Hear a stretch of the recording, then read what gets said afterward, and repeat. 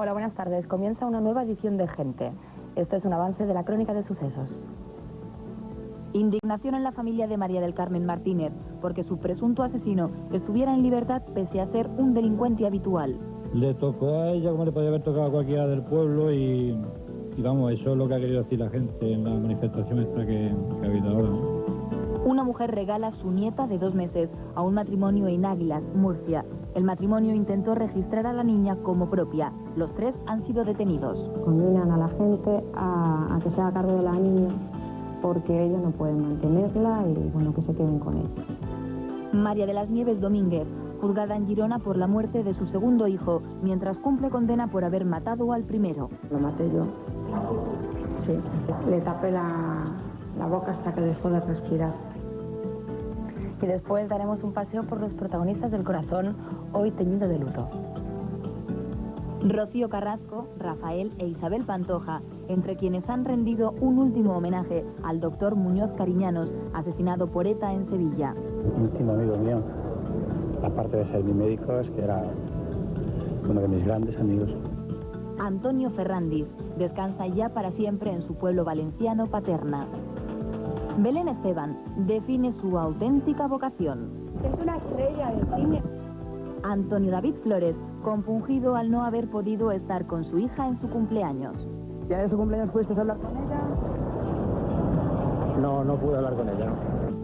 Cristina Sánchez ya ha pensado el nombre que pondrá a la criatura que espera. Si es niña, Alexandra, y si es niño, a lo mejor Alejandro.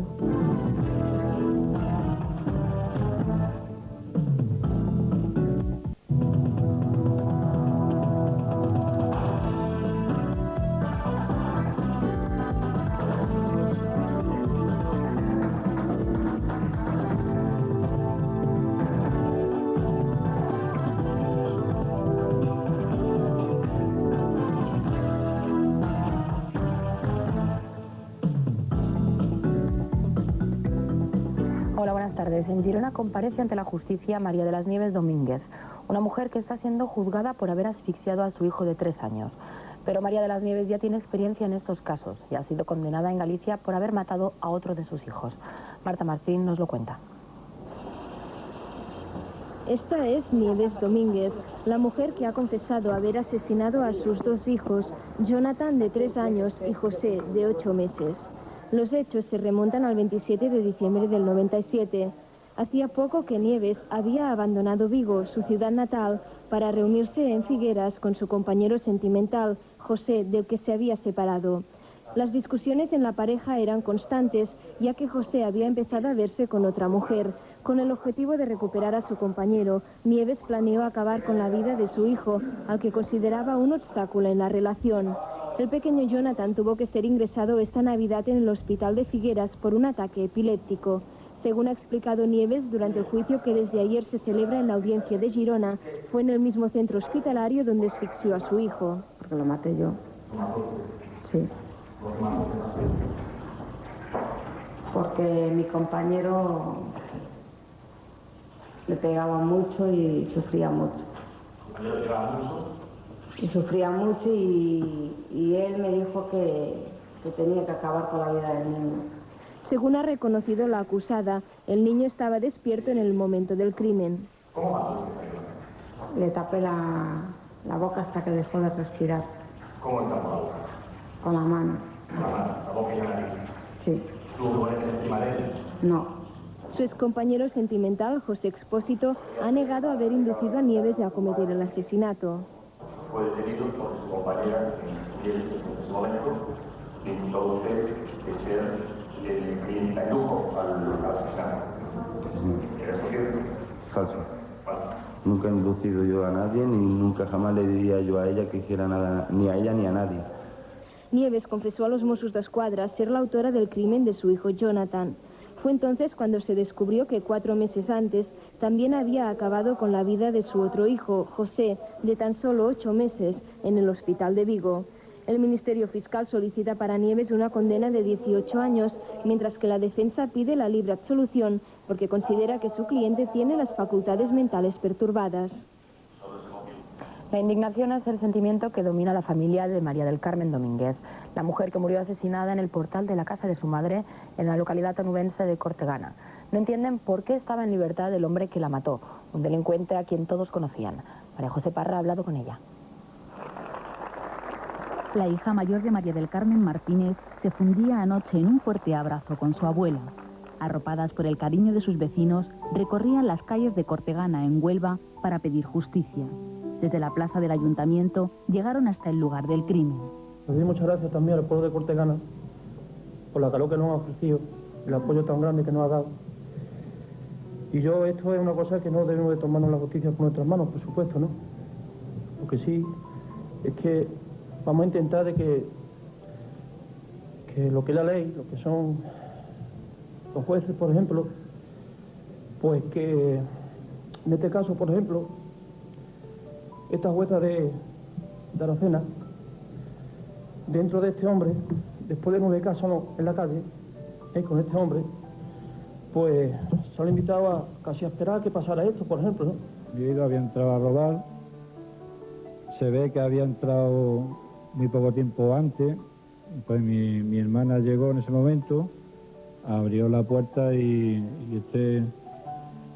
este salvaje, pues al verla, pues parece ser que para que no lo delatara, pues se ensañó con ella y la acuchilló hasta matarla, vamos. Yo estuve declarando y entonces por la guardia me lo dijo de que ella había puesto una denuncia que le habían robado cosas del bolso. Lo que no sé si ella en un momento, en un principio, se dio cuenta de que la llave se la quitaron o no. No sé si la echó de menos en un principio o la echó de menos luego después, ¿no? Pero vamos, sí, la denuncia sí la puso. Le tocó a ella como le podía haber tocado a cualquiera del pueblo y vamos, eso es lo que ha querido decir la gente en la manifestación esta que ha habido ahora, ¿no? Los vecinos de la víctima han terminado su recorrido en el barrio del presunto autor del crimen, Luciano Montoya, de 32 años, un delincuente habitual que hoy mismo ha ingresado en prisión. Tiene un hermano gemelo que también cumple condena por asesinar a una mujer. Las fuerzas de seguridad han tenido que intervenir para apaciguar a los congregados. Consideramos que no es una persona que era para estar en la calle, ¿no? Porque, como dice la gente de aquí, pues se veía venir que le iba a pasar eso pues a cualquiera, ¿no? del pueblo.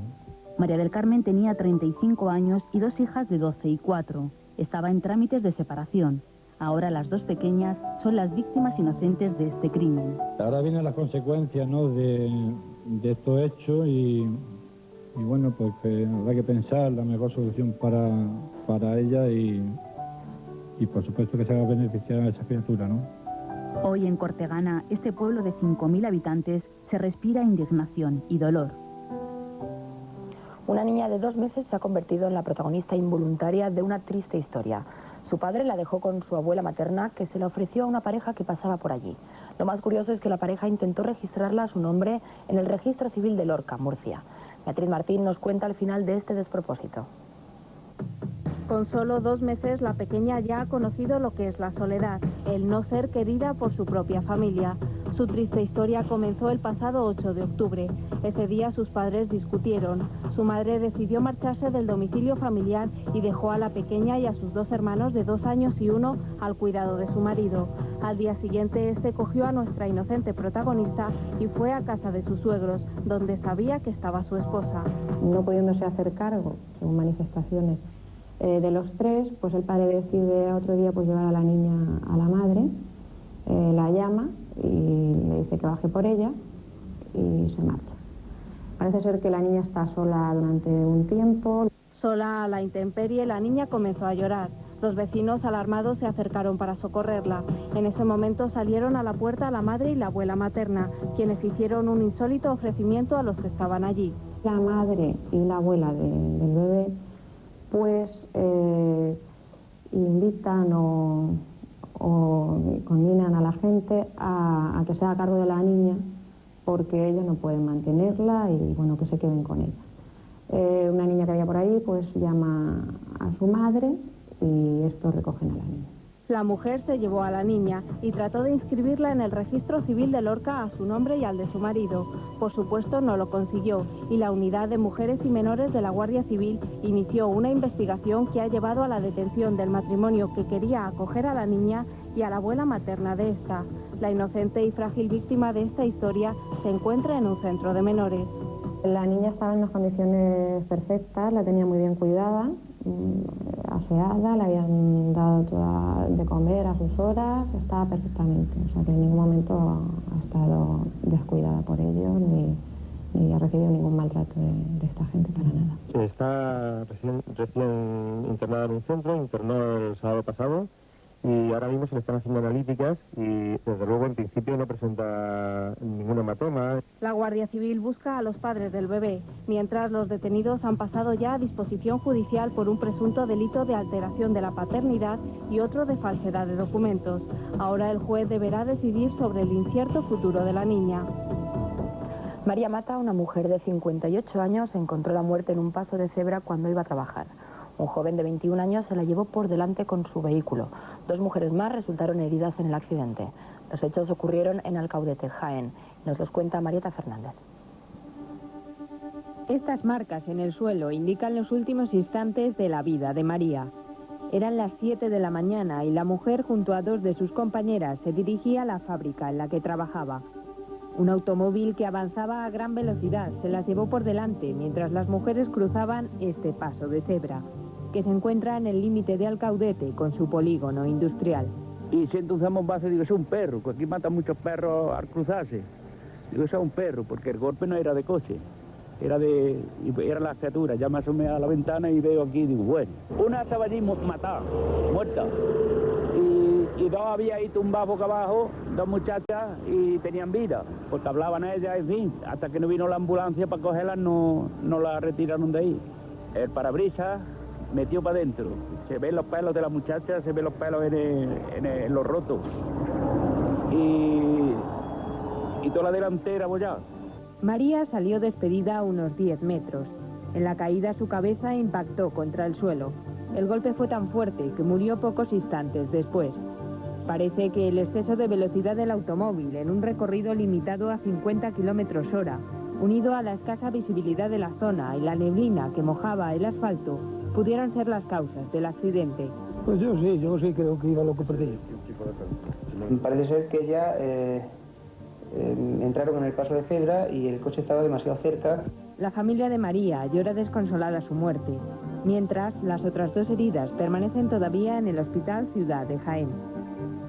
José María Rodríguez intentaba presuntamente matar a su esposa con una escopeta cuando se cruzaron entre ellos su cuñado y una vecina. Los 2 cayeron abatidos a tiros. Ahora José María ha sido juzgado en la audiencia de Lugo, cerca de donde ocurrieron los hechos. José María Rodríguez Cabana vio cómo su vida cambiaba en un minuto. En un arrebato de violencia mató a su cuñado y a una vecina que intentaron impedir que asesinara a su esposa. Los celos impulsaron sus actos. Ahora se enfrenta a la petición de 35 años de cárcel y a una cuantiosa indemnización. Se le pide una compensación económica para la viuda e hijos del fallecido, así como en nombre de los padres del fallecido. Está postulado inicialmente en 40 y 30 millones respectivamente, en un caso y en el otro. Los hechos sucedieron en marzo del año pasado. Después de 14 años de matrimonio, la relación entre José María y Marifé se había deteriorado. La mujer cogió a sus 2 hijos y se fue a vivir con una vecina a esta casa de Bexán, en la provincia de Lugo. José María no estaba dispuesto a aceptar el abandono y en su cabeza trazó un plan. Primero mataría a su esposa y luego se suicidaría. Aquí vino a buscarla con su escopeta. Agarré el camión y yo intentaba agarrar el gatillo por si acaso quedaba algún tiro en la solera. Pero ella empezó a sorprender. Los hijos de la pareja consiguieron huir por una de las ventanas de la casa. Marifé salvó su vida, pero en la vivienda quedaron 2 cadáveres, 2 personas que trataron de impedir la tragedia. En Barcelona, la policía ha encontrado el cadáver de un hombre en el maletero de un coche en llamas. El cuerpo estaba carbonizado y aún no está identificado, informa Augusto Rey. En este descampado situado junto al polideportivo de Badalona, ardió el vehículo. Cuando los bomberos sofocaron el fuego, encontraron en el maletero del coche el cadáver calcinado de un hombre. A pesar de que el suceso ocurrió sobre las 3 de la tarde, los vecinos no escucharon nada. Se enteraron del suceso cuando vieron a los bomberos. Sentimos los bomberos, nos sumamos al balcón, ya estaba ahí la policía y los bomberos y todo ahí, todos juntos. Y ya está. Ya luego vimos cómo metieron al cadáver en un furgón y se lo llevaron. Y vi el humo y después vi a la gente que estaban los bomberos echando agua. Pero yo lo que menos me podía pensar que había una persona, nunca en la vida. Hasta que no se sepa el resultado de la autopsia y se identifique el cadáver, no se sabrá si la persona que se encontró en el maletero carbonizada murió en el vehículo o la mataron en otro lugar. La metieron en el coche y luego la quemaron. Tampoco se puede decir de momento si la víctima era un indigente que desde hacía días dormía en el coche abandonado. Es un vehículo que estaba siniestrado y al parecer pues lo habían dejado aquí como en alguna otra ocasión habían hecho. Y parece ser que dentro, pues de noche pasaba dentro alguna persona porque había unos cartones para protegerse del frío, ¿no? Entonces, ahora ha venido una clienta y nos ha dado un dato que parece ser que el cadáver que han encontrado estaba en el maletero y que era de un magrebí. Los vecinos creen que pudo ser un ajuste de cuentas. Las presuntas asesinas de la joven gaditana Clara García Casado seguirán en prisión. El juez ha desestimado la petición de su abogado defensor que pretendía que fueran puestas en libertad a la espera del juicio. Beatriz Martín ha recogido la opinión de los padres de la chica fallecida.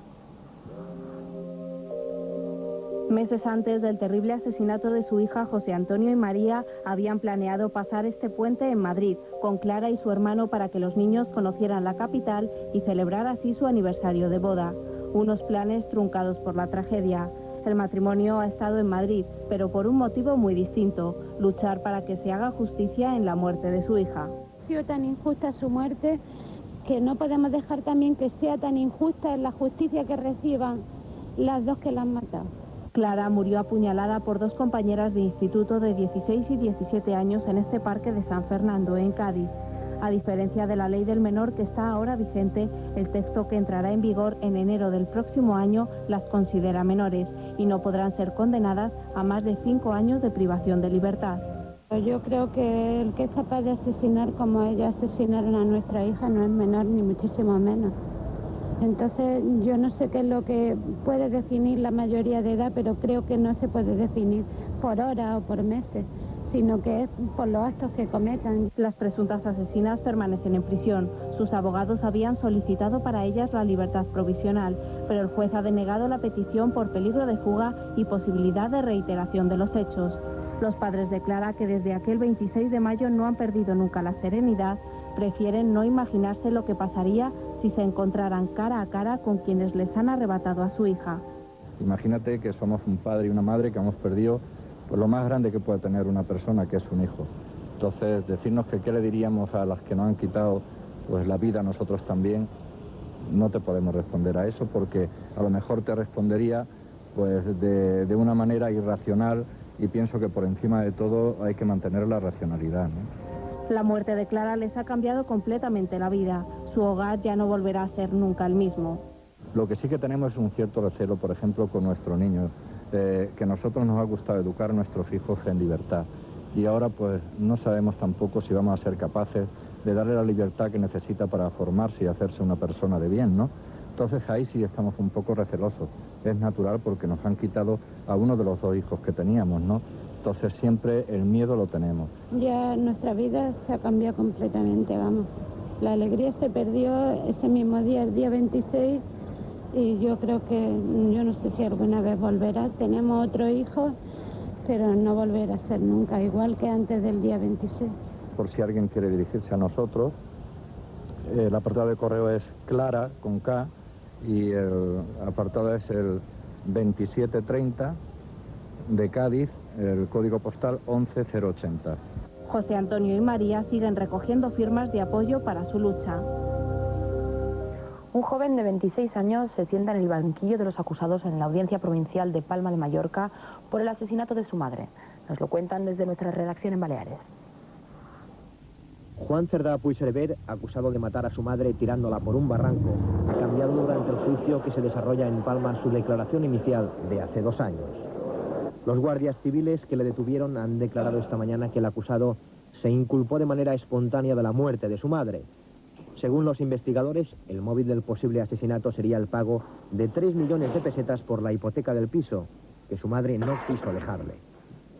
La defensa, por su parte, intenta demostrar que es un caso de suicidio y ha confirmado que la víctima llevaba en uno de sus bolsillos 8 pastillas de un medicamento antidepresivo. El jurado popular, muy activo en esta vista oral, decidirá en los próximos días si cree en la nueva versión de los hechos o si considera culpable a Juan Cerdá.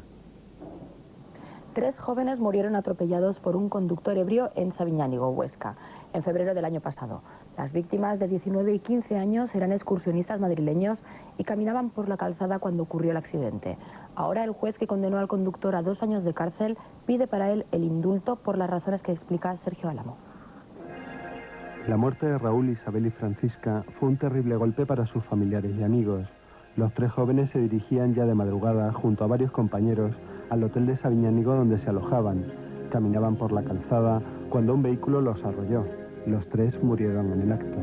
Lo primero que tenía era un límite de velocidad que marcaba 50, 40 y 50, y él no sabía cómo iría, porque uno de los 3 los arrastró bastantes metros. Me parece muy fuerte, ¿no?, que la gente, aun sabiendo las consecuencias que trae conducir borracha, lo sigue haciendo. Y más aún ahora que son 3 chavales, 19, 15 y 14 creo. Los hechos sucedieron en febrero de 1999. El conductor del vehículo, Óscar Puello, que entonces tenía 20 años, ha sido condenado por el juzgado de lo penal de Huesca a 2 años y 6 meses de prisión por un delito de homicidio imprudente. En la sentencia se recoge que el acusado circulaba a una velocidad excesiva y bajo los efectos del alcohol, pero también argumenta que la grave conducta del acusado no puede ocultar la negligencia del grupo de peatones al deambular por la calzada a pesar de la existencia de aceras. Se ve que estaban los críos cruzando por la carretera, lo que tampoco veo normal. Y fue a esquivar a unos y se llevó a otros.